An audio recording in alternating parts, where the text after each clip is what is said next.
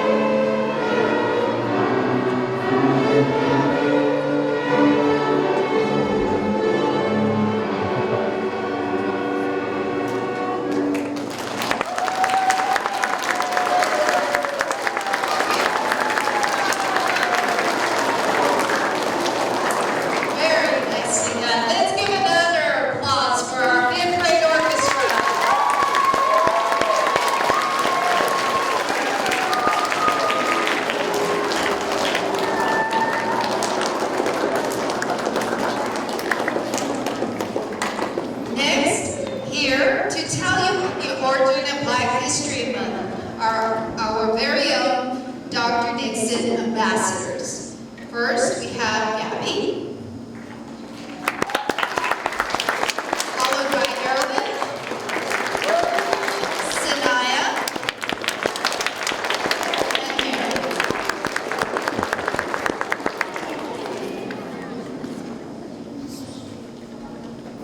February is African American History Month, a time to encourage us to explore the history of African Americans, to learn about their struggles and to celebrate their successes. This annual event promoting public awareness of the history and achievements of African Americans was established in 1926.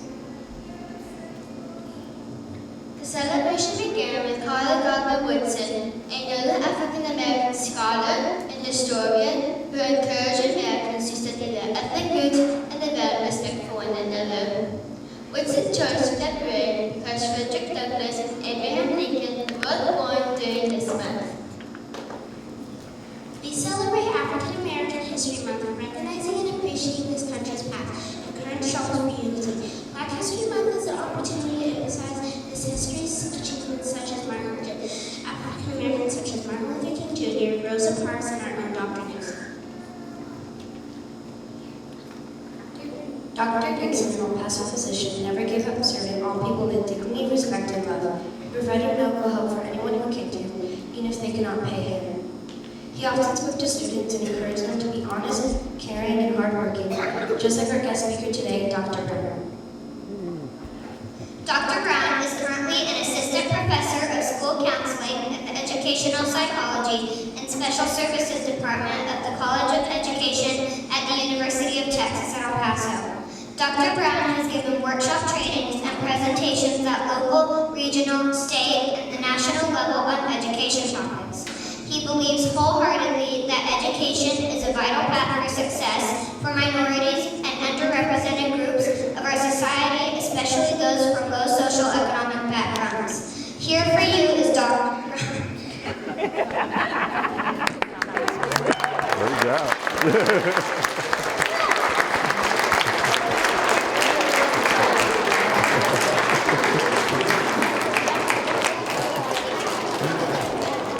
Great job. Oh my God.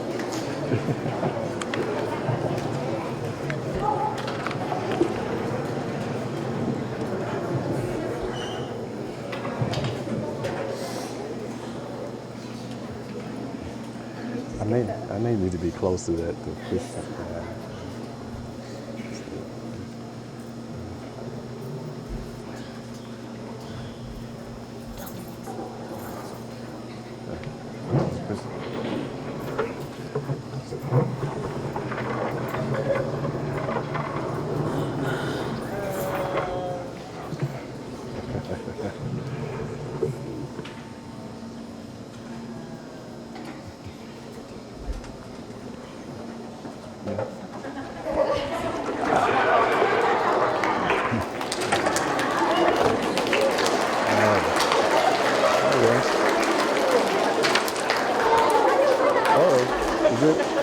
I'm sorry.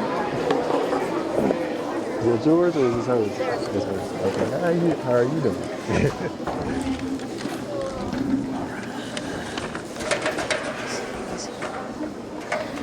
Let's see.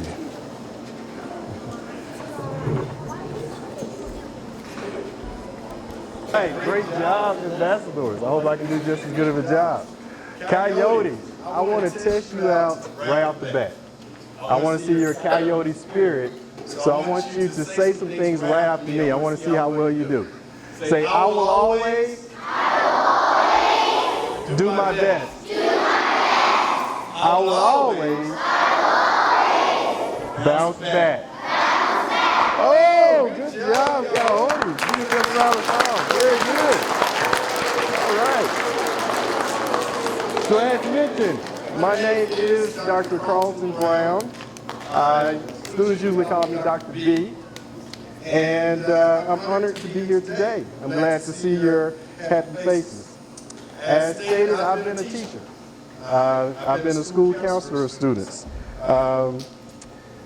These days, I'm a leader in the profession. I'm a professional author or writer and assistant professor at UTEP. Go Miners. As an assistant professor, I teach teachers to become school counselors like Ms. Guillen. But probably my most important roles are that I'm a husband, a father, a son, I'm a brother, I'm a nephew, I'm an uncle, I'm a cousin, and I'm a friend. And I'm just a nice guy.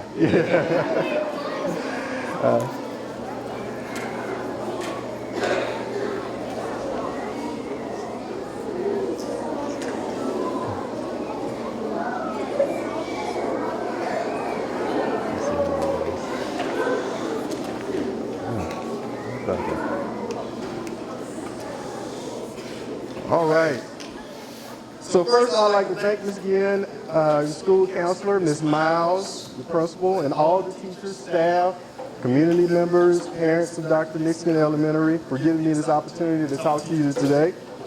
In fact, let's take a minute and show our appreciation for your outstanding teachers, faculty, support staff, community partners, and parents by giving them a round of applause as well.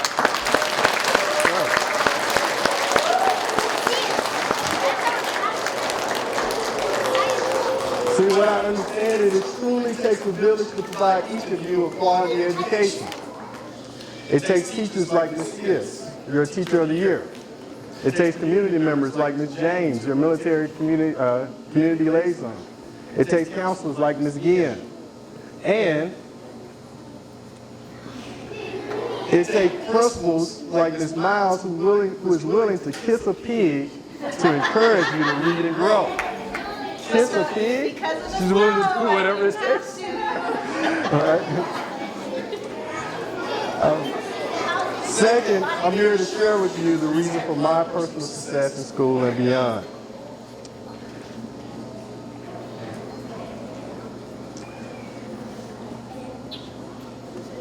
You see, I'm kind of like this ball right here. It's a rubber ball. Every time you push me down, every time you slam me to the ground or throw me against something really hard, guess what happens? I bounce back. That's right. I bounce back up higher than before. See, when I was 9 years old, I played in our city basketball league.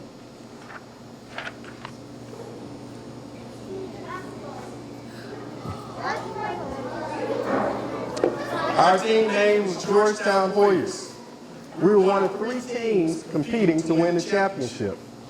The game I'm going to tell you about was the game to win, to make it the final championship game. Our team played really, really hard, but the other team was just too good. By the fourth quarter, we were down by 20 points. By the last couple of minutes of the game, my teammates had given up. They pretty much just stopped playing. But I kept working hard at both ends of the court. I never stopped. I even took the last shot of the game from one end of the court to the other end in the very last second of the game. The ball moved around and around the hoop. Everyone in the crowd was on their feet, but the ball didn't go in. As the buzzer sounded to the end of the game, the ball hit the floor. I heard a loud "Aww" from the crowd. The odd thing was, although we lost the game, I received the most valuable player award and a standing ovation from the crowd. Parents and friends lined up as I was leaving the game to give me a hug and words of encouragement. That was when I learned that just because something is hard or it seems like you're going to fail, it's worth it to keep going. If you give your heart to something worth loving that makes you a winner, even if you lose the game. So let's try this again. Repeat after me. I will always do my best. I will always bounce back. Very good, Coyotes.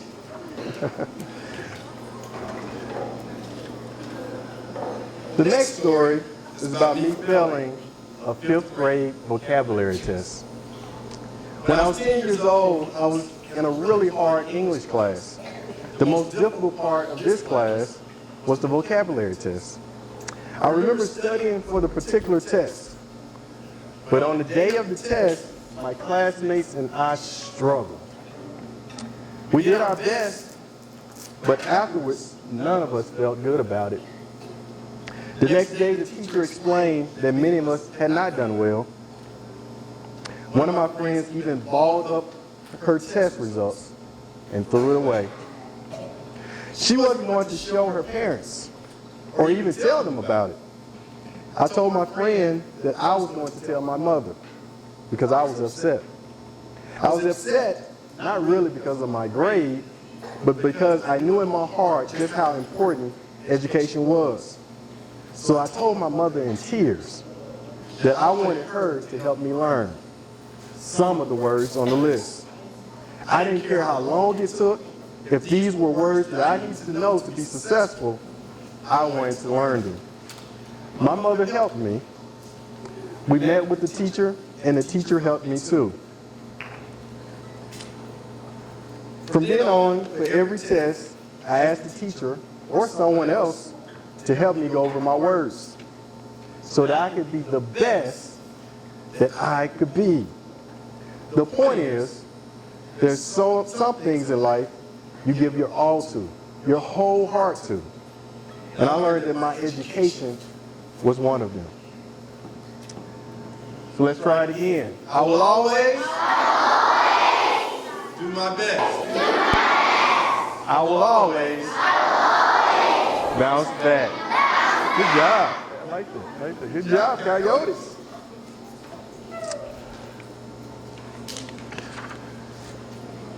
Often at this time of year, you'll hear names of many African American people. You'll be told about the great things these individuals have done for all of us. Awareness is important, but believe it or not, all of these great people had one thing in common with me that made them successful. They always did their best, no matter how hard the test. Dr. King, one of the greatest civil rights leaders of America, explained it this way. If a man is called to be a street sweeper, he should sweep streets even as a Michelangelo painted, or Beethoven composed music, or Shakespeare wrote poetry. He should sweep streets so well that all the hosts of heaven and earth will pause to say, here lived a great street sweeper who did his job well. In other words, no matter what you do in life, always do your best work.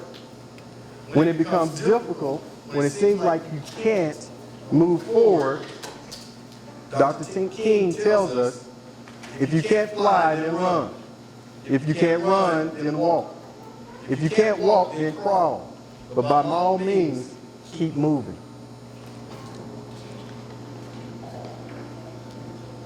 Muhammad Ali, possibly the greatest boxer ever to have boxed, said this after losing a championship fight. You don't lose if you get knocked down. You lose if you stay down. So just like this ball, you don't stay down, you bounce back up. You get up. You keep trying. Some of you may be familiar with these two guys, Michael Jordan and LeBron James. They're possibly the greatest basketball players of all time. They put it this way, obstacles don't have to stop you. If you run into a wall, don't turn around and give up. Figure out how to climb it. Go through it. Work around it. Also, you have to be able to accept failure, then get better. In other words, things won't always go my way, but I have to learn from my mistakes and keep trying.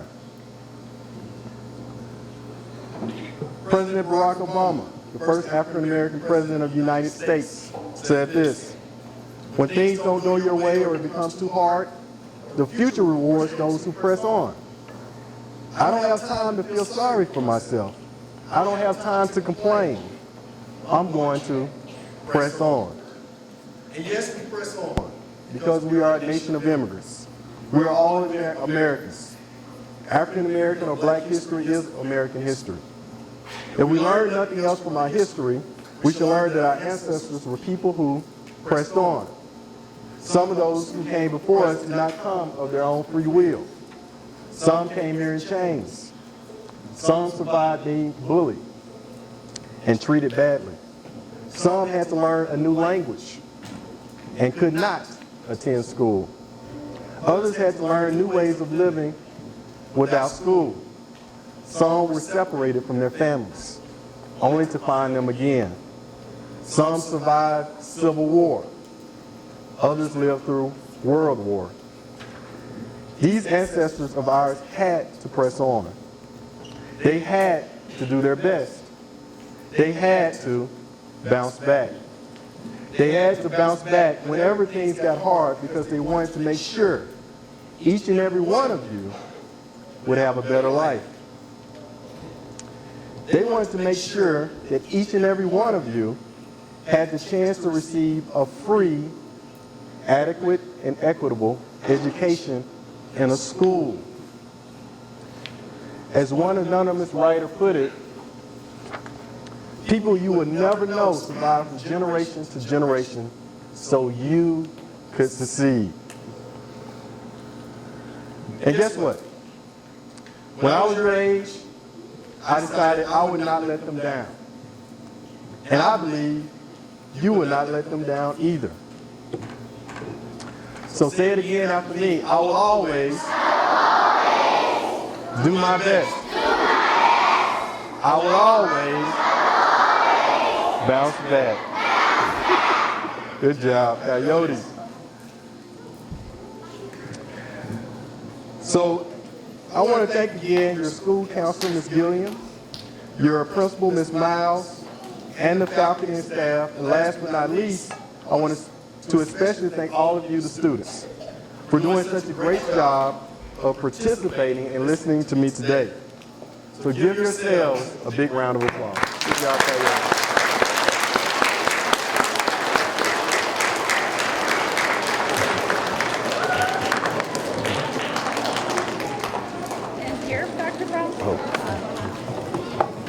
And here to thank Dr. Brown. Let's hear another round of applause for Dr. Brown. Thank you.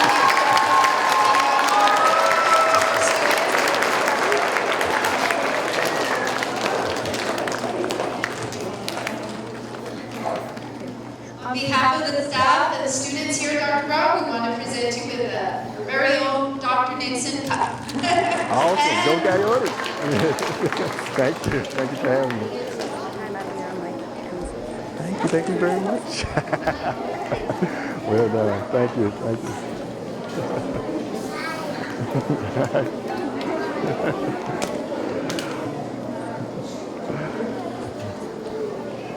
Okay, boys and girls, if we can start heading back, we'll start with first grade. If you can stand and follow your teachers. Yeah. Oh, thank you. Thank you.